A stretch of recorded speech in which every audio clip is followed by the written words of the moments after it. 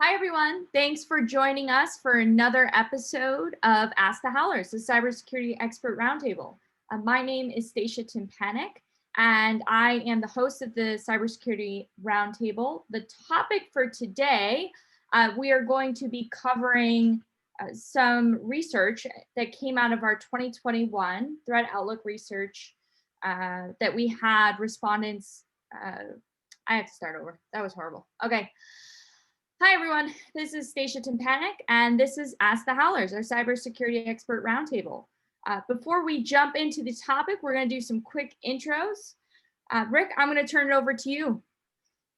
Stacia, thanks. Rick McElroy, Principal Cybersecurity Strategist for VMware Carbon Black, and happy to be here talking about security and what people are actually doing to address some of the stuff that's occurred over 2020. Greg? Hey, thanks, Rick and Stacia. My name is Greg Foss. I'm a senior threat researcher and security strategist. Excited to chat with everyone and catch up about what we found from this latest research. Absolutely. Thanks, guys, for joining us today. We are going to be digging a little bit more into the research from the 2021 Threat Outlook report. I know, Rick and Greg, you guys recently did a webinar where you covered the research that came out of this, I'm trying not to say report. I'm so sorry. I never have this problem, but we threw the wrench in it. So hard not to say report. Okay. All right. Third time's a charm. I'm sorry. I've never done that before. All right. Here we go. All right. We need a blooper reel. We're going to keep these. Okay. Hi, everyone. Thanks for joining this episode of Ask the Howlers, our cybersecurity expert roundtable. Before we jump into the conversation today, quick introductions. My name is Stacia Tympanick. I am a staff solution engineer here at VMware Carbon Black. Rick, I'll turn it over to you. Stacia, thanks for having us. Rick McElroy, Principal Cybersecurity Strategist, VMware Carbon Black. Happy to be here to talking with Stacia and Greg about some of our findings. We ask interesting questions of a lot of our customers and some folks that are out there in the industry, and we're always happy to discuss some of those findings to try to get closer to a cyber ground truth. Greg?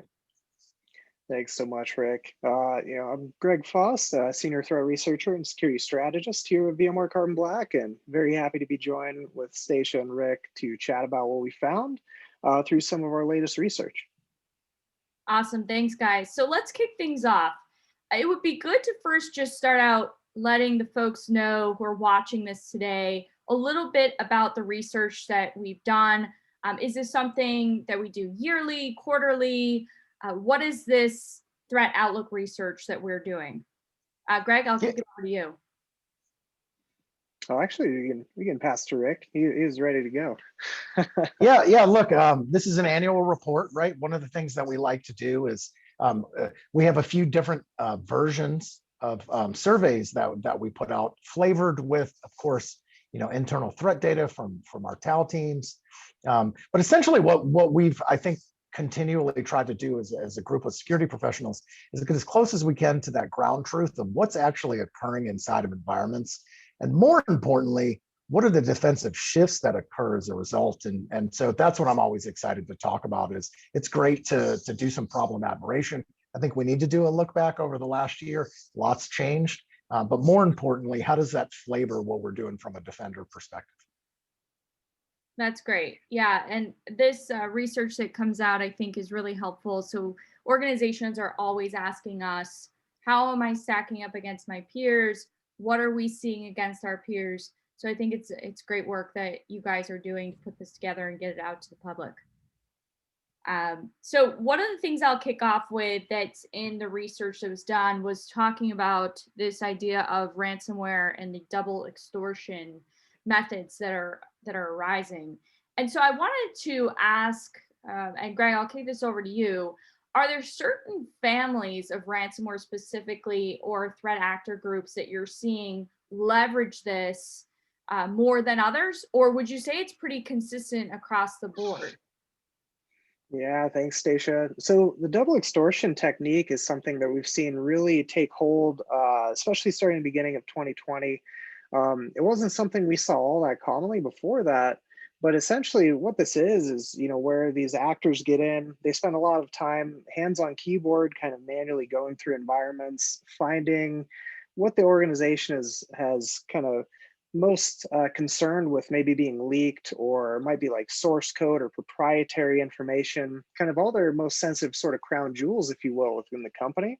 And they remove these from the environment, move them out to a secondary location where now that they have this sensitive information, they can actually implement the ransomware components, locking up the organization, the traditional components that we see with regular ransomware.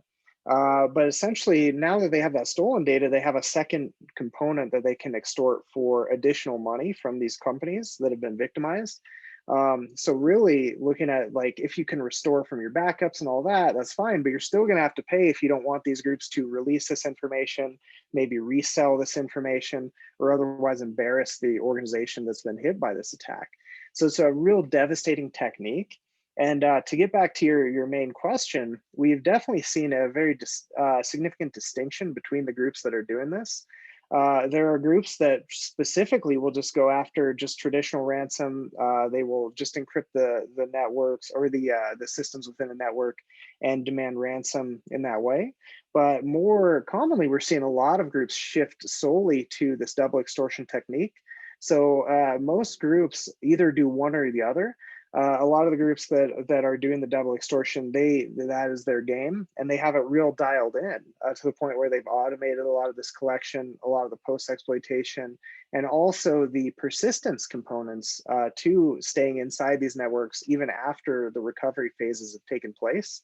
And it really leads into this work that Rick and I have been digging into quite a bit, which is this industrialization of cybercrime as a whole, mass information sharing, these marketplaces, and kind of proliferation with this double extortion technique being a core facet of that. Yeah, that's really interesting. I think, it'll be interesting to see if it becomes the norm, right, as opposed to the exception. So that's definitely interesting. And another thing you guys talk about is this idea that the recon phase of the attack is consistent, it's persistent, ironically, and it's ongoing. And from a vendor perspective, when we work with companies, one of the things that our products do is it detects basic recon, right? If you're adding users, if you're looking up domains, if you're trying to, look at what's mounted to this laptop or desktop or service, what users are logged in. And those things are great, but they're also extremely noisy. And so from my perspective, I see a lot of organizations immediately turn them off because they say, this is just not worth the time. We're going to get tons of alerts on this activity being used. And so I guess with all of these things, especially with the supply chain attacks coming back and being really popular, does this give a reason for teams to really start to take these IOCs a little bit more seriously, put in the work to customize them so that, when you do get a ring on one of these IOCs, you're saying, oh, okay, we should look at this. What are your thoughts on that? Or do you think the bang is still not worth the buck in terms of looking for those recon types of IOCs?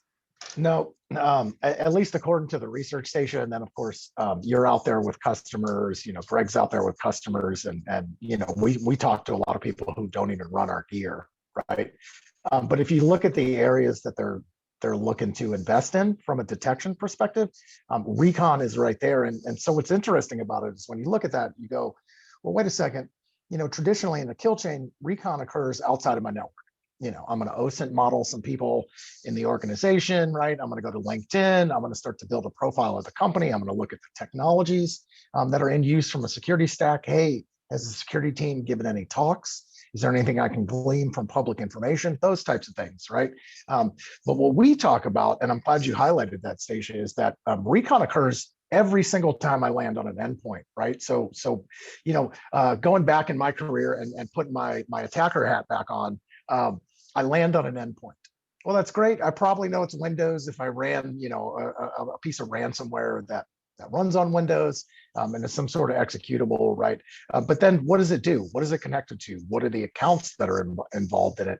And those steps, I think largely teams have ignored. I think it is an area that is ripe for high false positives. Why?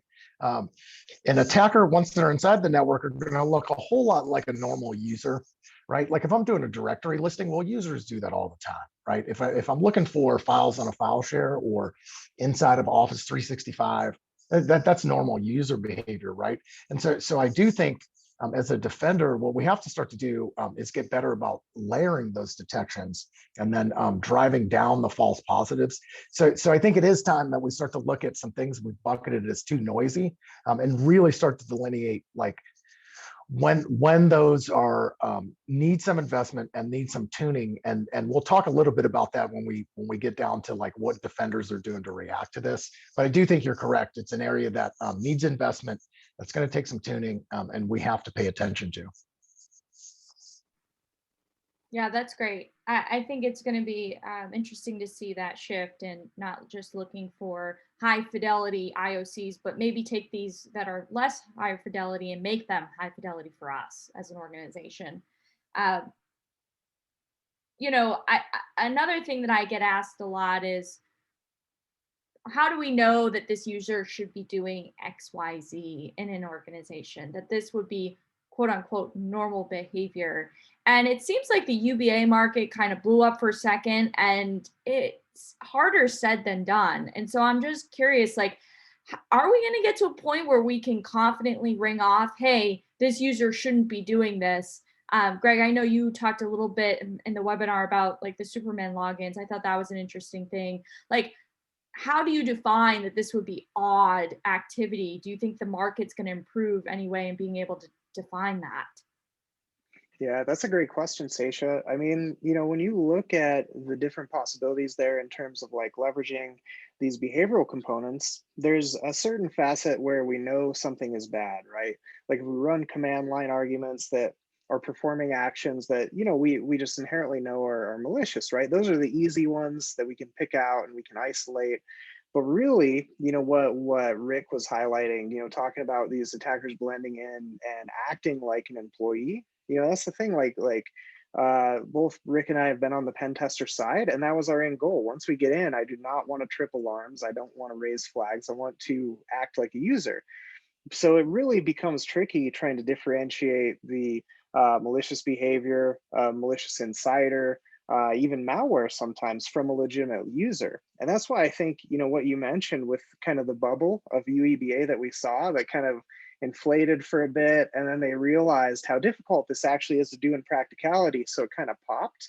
I mean, there's still applications there that I think are very valuable. The Superman logins being one that I think is very actionable, right? Like I'm logged into my email here in Boulder, Colorado, but then, you know, you see a login from Dubai to my account.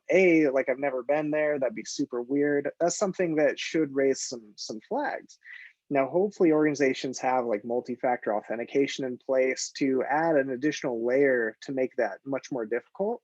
But the way we're seeing now the shift towards zero trust and all these technologies that store so much information in the browser, and we all know how vulnerable browsers are, it's to a point now where you could possibly hit a malicious site. They could steal your cookies. They could get in, get access to your SAML identity tokens, and then pivot through the browser to access a lot of these applications. So that's where it becomes more critical to differentiate some of these activities, even if you have these multi-factor authentication protections in place. There's still these other side channels that could be used to gain access to sensitive resources.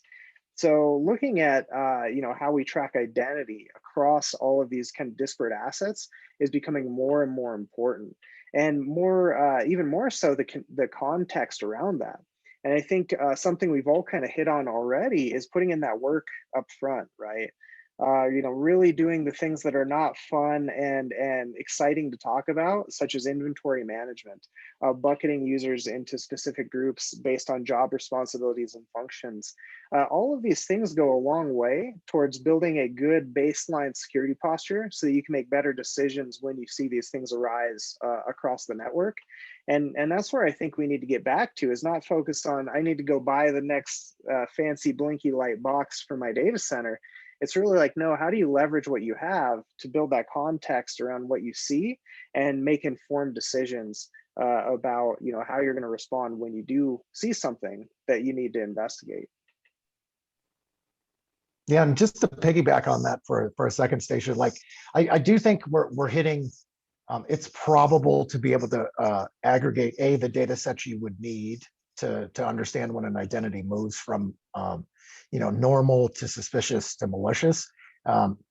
However, I think that's one of the reasons that like XDR is becoming hot in the market, right? And not to just bring up a marketing term, but for me, essentially XDR is like all of the data I would need to be able to actually do behavioral analysis over my identities and then figure out when they're going wonky. So I do think teams have tried to do that, by taking a SIEM, sticking it in the middle of good EDR technology with good UEBA. However, I would argue, like from a cloud perspective, we're still missing some of the fundamental telemetry that we need. Now we know Microsoft has been taking big swings. They've been doing a whole lot on that side, but a lot of this stuff is occurring, outside of areas where I can deploy telemetry technology, right? If I'm hosting my email in O365, well, that becomes tough for me to put some sort of endpoint detection and response on, right? And so I do think our cloud manufacturers need to be a little more open with the telemetry that they're doing there, and then I think it's going to be on the teams, at least in the short term, to start to use the actual APIs that exist, blend that data together, and start to do some pattern detection on their own. Yeah, I think that's a great point that you bring up, Rick, in terms of, one thing I think I can appreciate the security community for doing is pushing us as vendors to be better, continuously be better. It's an ultra competitive market, and that to me is a good thing because it means that we're getting there, right? We're doing a good job from a vendor perspective. Now let's push on these third parties to be able to get us the telemetry we need, whether that's through pushing it through an API out to an S3 bucket, we can consume it that way, or open up an integration community so that we can continue to digest that telemetry. I'd encourage our community to push on that to get done, because it will if there's enough push.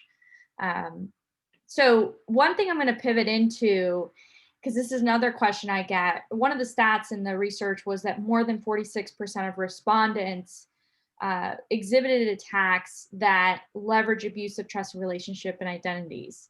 And so another question is, so do we stop trusting certs, right? When you're talking about AV, EDR solutions, a lot of people will, and even app control, people want a way to trust your Microsoft, right? Or for instance, Google will put out Chrome updates on Sunday nights. And so things of that nature that are like, hey, I used to joke well, if Microsoft cert ever gets, hijacked, then we're all, in the muck. And now that that's kind of happened, it's like, so what's that point? And if I don't trust the cert, then what do I trust, right? And so I've been struggling with how to answer that. I still think that for that specific, the cost and benefit analysis of it is that there's some certs that you're going to end up saying, hey, I want to trust this as a program that can run, and then utilize tools like NGAV and EDR to detect abuse. But I'm curious if you guys have changed your position, I don't want trusting certs anymore, even if it's just to put, that this is a company trusted application. Oh, Stacia, this is a good question. This is the big stinky question that came out of SolarWinds, right? Which is we had a semi-trust model. I'll argue it's semi-trusted, right? Obviously, if I can get to a root CA, then all kinds of things break, right? I would argue not necessarily new, albeit about 10 years, 15 years goes in between these. There was original issues with Microsoft SUS back in the day, right? Kind of being hijacked for that man in the middle and pushing stuff down. Certainly some endpoint vendors, I think were, affected as part of that as well. So I think to your last statement, Stacia, I err on the side of, well, I have to trust some things. However, am I going to fully trust that? No, I want verification again, that a good known executable isn't doing something that it's not supposed to do or exhibits some non-standard behavior, right? And as I'm kind of wrapping up my statement, I'm interested in what Greg has to say on this too. I mean, he was one of our primary researchers on the SolarWinds attack, right? And so you look at that and you go, well, look, I was using SolarWinds to monitor all of my network gear and make sure I had availability and uptime, and I was probably doing some orchestration and automation with it. And then it decided not on their own to go rogue, right? But I do think it's probably time that we look at the cert-based model as an industry and say, well, what's next? How can we start to verify these a little bit better? But I still err on the side of, I have to trust that this executable is doing what it says it's going to do, but I want to make damn sure that I'm alerted if it doesn't. And I think the only catch-all for that is good NDR and EDR and blending that data together, right? But at that point, I'll kick it to Greg. Yeah, oh, thanks, Rick. Yeah, that's the thing, right? It's such a difficult problem to solve because we inherently have to trust a certain amount of different companies and partners that we work. The third-party code that we use in all of our tools as well is very susceptible to these kind of things. And there's only so much we can do from a process standpoint. Like every company has their security questionnaires that, like SolarWinds filled out for these companies when they were acquiring the software. And at some point, you just have to take this with a grain of salt and just understand everyone is vulnerable to these types of attacks, and it could impact any type of software that you have. SolarWinds, I think, was uniquely positioned in this latest attack because of the reach it had. It had all the credentials inside. It had access to all of these disparate assets within the organization. I mean, it's like the perfect target if you want to go after something like that. Any sort of network system management kind of solution, it's going to be a great target because it's also loud as well. As we were talking about with the behaviors earlier, if you already have this system that's logging into things all the time and, changing configurations, and a lot of these even were used to monitor network configurations. So you're really looking at something that is probably already tuned out of a lot of security architecture as it is.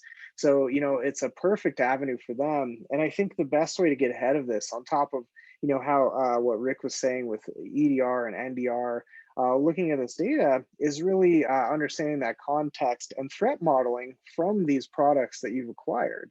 So, it doesn't matter, what type of solution you have to assume that if this is compromised, what is the scope of the impact of this? And what are the compensating controls that I have to detect and respond to this activity? And I think, with FireEye being the first to kind of raise the alarm here when they were hit by this, is because they had very good defense in depth, and they had very good security controls around some of the targets that this group went after. Had they not done that, I mean, this could still be going on right now, and we would be none the wiser. And I would honestly be surprised if SolarWinds is their only implant that they have. Because, looking at the sophistication of this group, it was kind of amazing what they're able to pull off. And it comes back to, what you're talking about with the certs. Like at some point, we do have to trust something. And that is something where, it's verified by a third party. This company has signed it. And it's hard, right? Because like now we're at a point where how do we trust this thing, even though it is inherently what we use to trust, like, encrypted communications and software integrity and all these kind of components. It just makes it difficult, and it really just highlights why you need to continue expanding that visibility into what's happening across the networks to ensure you can catch something like this in the future, regardless of the sort of entry point. And that's a perfect segue into, as soon as SolarWinds came out and IOCs were published, every vendor in the market said, we can stop SolarWinds. It was like, well, yeah, okay, hindsight's 2020. Now you have the IOCs. And Greg, one thing you brought up during the webinar that I thought is really good to hit on is talking about threat hunting from a historical perspective. Like the IOCs are all out there, that now we're just doing more of a match on historical data versus proactive threat hunting or being a little bit more offensive. Can you just lay that out? Because I think this is really important for organizations to understand the differences. Yeah, for sure. So I like viewing threat hunting as kind of two separate sort of buckets, right? The historical is really going to be these finite items such as IP addresses, domains, usernames, various kind of resources that are used in an attack that you can use to go back in time and hunt and see, have I ever touched this IP? Have I ever observed this hash within my environment? And back to SolarWinds, that's a great example of this, right? Because this group is so OPSEC aware. As soon as this was all published, they took down their C2 infrastructure. Well, Microsoft took over a majority of it as well. So, at that point, it's really something good to go back through your logs, back through your EDR telemetry, and really understand to see if you had been impacted by this in the past. But the other aspect of threat hunting, and the one that we really focus on at Carbon Black, is that behavioral component. What are malicious activities? Like how would you perform dumping credentials on a Windows host? We really tune into those kind of specifics, and that's what we look for across the network. And it doesn't even have to be something overt like that. We're really talking about what are the breadcrumbs that lead to this happened, then this happened, and then I saw this over here. Really taking the context of what you know about your environment, what you know about your user base in your environment, and how the network is configured, and using that to inform how you're going to start looking for activities on the network and looking for those specific behaviors. So that's kind of how I like to bucket those. And I don't know if you want to chime in as well, Rick. No, I agree. I also think one of the outputs, right? So you can sort of say, hey, I'm hunting, I'm doing this retrospectively, or I'm doing it proactively. I think a lot of times people get stuck that, hey, I had a successful hunt because I found APT or some new funky thing that occurred, or I don't.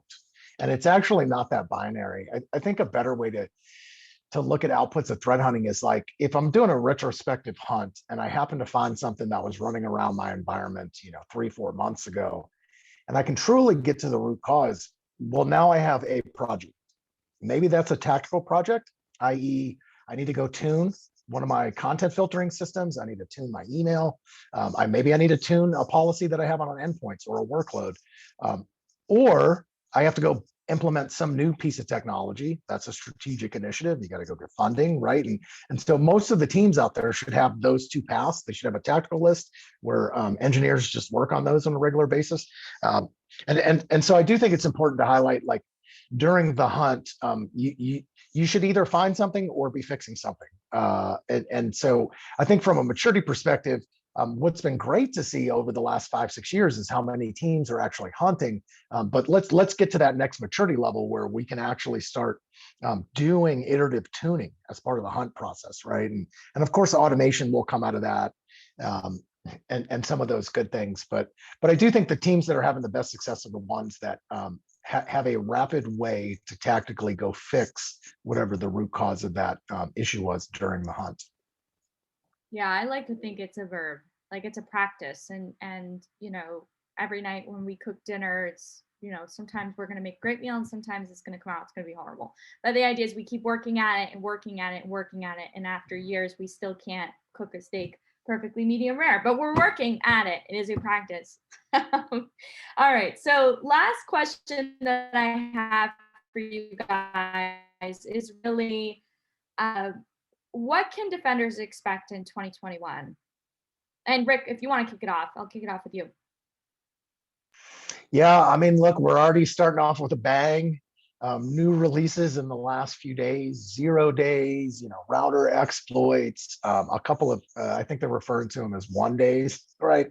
I would say, look, more volume. You can expect more volume. I think what's been interesting over 2020, right? So Greg kind of teed this up earlier as we look at like this idea of industrialization of cybercrime, right? So that the business behind it, cyber criminals and their tactics are actually starting to form APT actors now.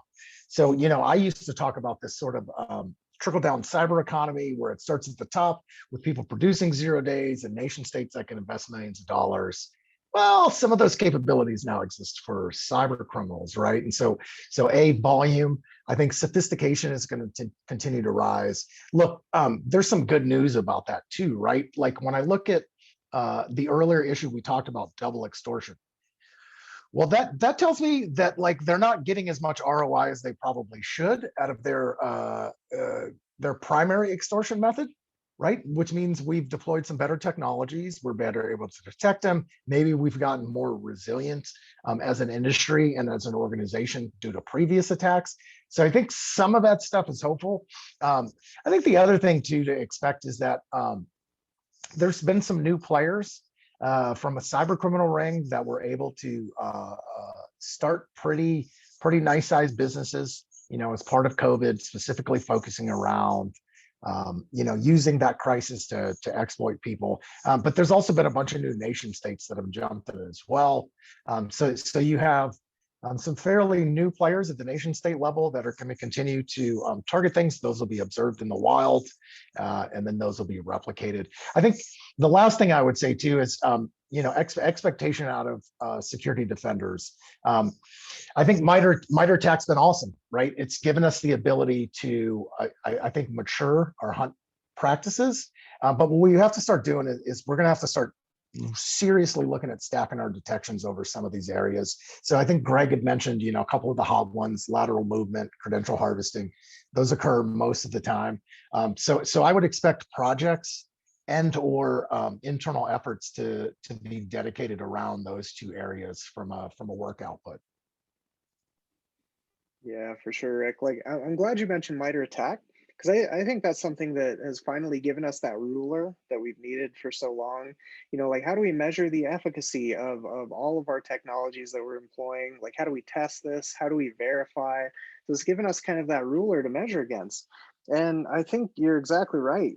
This is more important now than ever, because we've seen these groups, the cybercrime groups specifically, really starting to perform some very impressive attacks at multiple different levels. A lot of techniques that nation state adversaries are actually leveraging from some of these crime war groups we've been looking into. Because for so long, the focus has been on like nation state and spying and stuff. We kind of lost sight of like, what about these guys that just come in and like destroy your environment? It's a whole different sort of game that some of these groups are playing, and especially now with the advancements in some of these criminal aspects. Like right now, it's so easy to go get bulletproof hosting, to go and purchase malware on a marketplace, to even purchase direct access into organizations on these marketplaces. I mean, Rick and I were pricing some of this out, and it was like you could get a ransomware as a service, you could get access to an organization, and then you could perform like this whole attack for around like 10 to 15 grand, which is drop in the bucket if you're looking to make maybe $1 million plus from the return on this. Add on to that the affiliate programs that we now see with these various groups, where say, hey, we will give you a custom binary. You work for this company. We'll give you literally, $500,000 if you go deploy this within this organization. There's a lot of companies out there right now that have a lot of employees who would take that offer, and it works. And we've seen the outputs of this, and the advertisements, people responding to these advertisements on the various crime war forums. So it's becoming a significant issue. And even these groups that are exfiltrating this data and using it for extortion later, you have to assume that once it's gone, they've already shared it with their inner circle. It's just the preventing the public aspect of it is really what you're paying for at that point. And a lot of this information that's stolen, it's shared amongst these groups, and it's used to gain access to other organizations as well.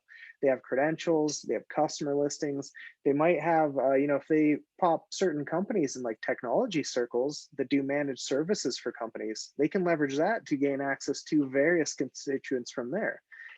So a lot of things shifting in terms of the overall cybercrime outlook. And so that's a big area that we plan to kind of continue focusing on this year, really digging into this and understanding, how we can continue to stay ahead of this in terms of what EDR telemetry and detection and prevention rules we can keep pushing into the products. Yeah, and Greg, because you reminded me, because you said outlook, so that actually reminded me. I would say lastly, expect reverse business email compromise as that's just a go forward method for attackers, right? So I think it's going to be on all of us as defenders to make sure that we have the telemetry we need into what's happening inside of our hosted email solutions, and then that we have a rapid response to that, because I don't see that going away any time in the future. Yeah, that's all great. I mean, I'm really looking forward to seeing our research going forward and see how this, how this all unfolds. So thank you both for taking the time to chat with me today. I really do appreciate it. And in terms of Ask the Howlers, please stay tuned. Join us for our next episode. You can go to carbonblack.com/ask-the-howlers to subscribe and check your email for resources and show notes from today's episode. Otherwise, thank you guys again, and we'll catch you on the next episode. Thanks so much for having us. Thanks, Stacia.